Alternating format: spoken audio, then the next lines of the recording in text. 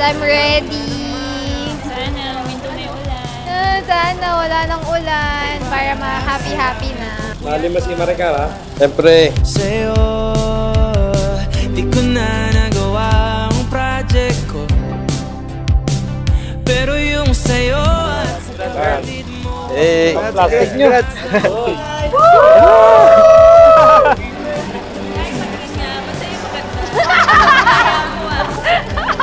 Kasi bakit? O di naman may mahal ng iba na mumula. Hey Mike, mahilis daw. Sabi mo na, mag-ingat palagi ganun. Palagi, sana lagi kang masaya, nalakas na agad. Sana maging mabait ka sa iyong asawa at magkaroon ka agad na anak.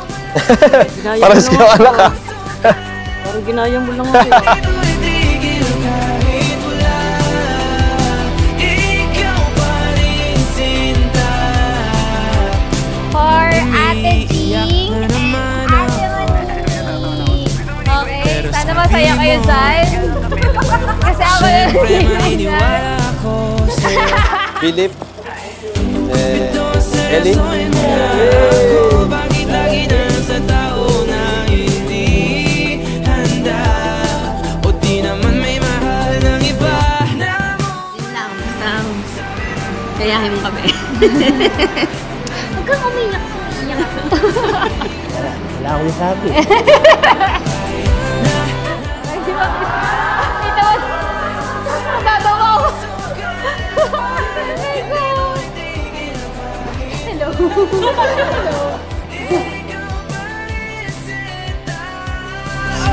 ikaw lang ang gusto. Ikaw lang ang gusto. Kahit di ako ang gusto mo. Kahit di ako gusto mo. Cyril and Maricar, sa mga problemang inyong maranasan at kinahaharap, ang pagmamahal na yan ay mas lalo pang humigpit at tumibay. Hindi masisira ang inyong pagmamahalan sa mga problemang inyong kinahaharap. Remember that.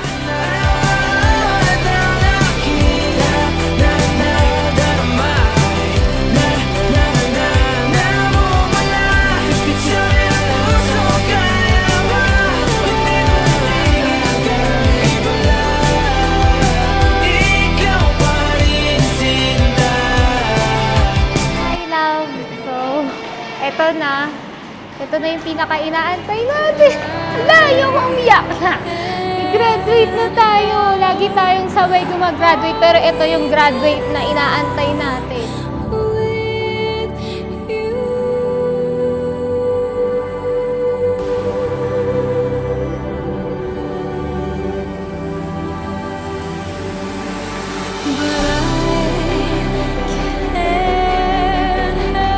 Hindi ibig sabihin that there's no flaws, na walang pagkakamali, na walang kahinaan. Pero the perfect marriage, nasa inyong pagsasama, there is a perfect marriage kung tinatanggap ninyo ang kahinaan ng bawat isa.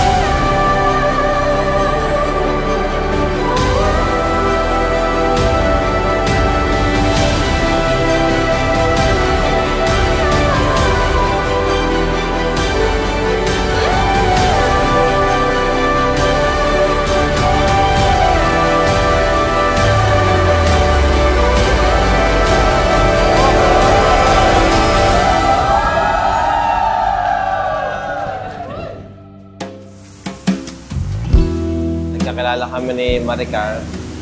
Nung high school pa kasi magkatabi kami ng classroom. Then, nung nakikita ko siya, may mga common friends, siniko yung number, then text, message hanggang sa niligawan na din. Niligawan niya na ako kahit high school pa lang kami. Pero nagpaalam naman ako kay Papa na kung pwede na akong magpaligaw. So, pumayag naman si Papa basta ipapakilala ko. Pag-ibig na ating naramdaman. Nag-start na yung malalim na pagsasama namin. Ilang days lang yun, pero sobrang close na namin. Ang gaan na ng pakiramdam namin sa isa't isa. Ayun, sa tagal din ng pagsasama namin ng 13 years, nakilala din namin isa't isa. At may mga pares kaming gusto rin namin sa isa't isa, katulad na yun, family-oriented kami parehas. Then, yun, lagi namin din iniisip yung mga mahal namin sa buhay. Saka may mga sarili kaming iniisip na pangarap para sa amin, saka sa kasama namin sa buhay. Di makatulog sa ating pananapik. Pwede ba tayong bumalik sa ating unang halik? Ngayon, sobrang excited syempre.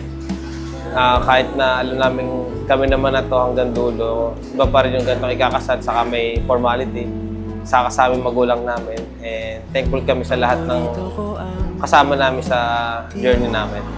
Doon namin nakita sa isa't isa na kahit nakakapagod, patuloy lang. Kasi kung gusto namin talagang makuha yung pangarap namin, talagang magsusumikap kami, tsaka magsusuportahan lang sa isa't isa.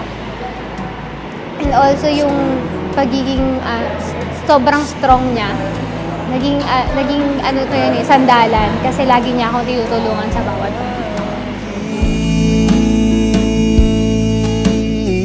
Naaalala mo pa ba ang ating unang pagkikita? ako.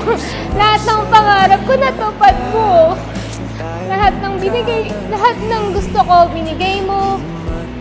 Magkaroon ng sariling bahay. Lagi mo nga sinasabi na, alam mo, hirap na ako sa'yo, pero dahil mahal kita, dahil ako lang naman yung inaantay mo at ako lang naman din yung gusto mong makasama. Kaya sobrang nagpapasalamat ako dahil hindi mo ako iniwan at hindi mo ako iniwan. Thank you and I love you so much. Hi love, ayun, nandito na tayo ngayon sa bagong journey na buhay natin. Then ayun, tuloy pa rin tayo sa pagmamahalan, isipin din yung mga magulang, ganyan. And ingatan natin at tuloy pa rin tayo. Kung may mga pagsubok, nagpasal lang natin. Kung may problema, daanan lang natin, ganoon talaga eh. Then ayun, atay na lang at sa altar mamaya. I love you. Di matagong ka ba sa tuwing ikaw ay naharana? Di makatulog sa ating pananapik. Pwede ba tayong bumalik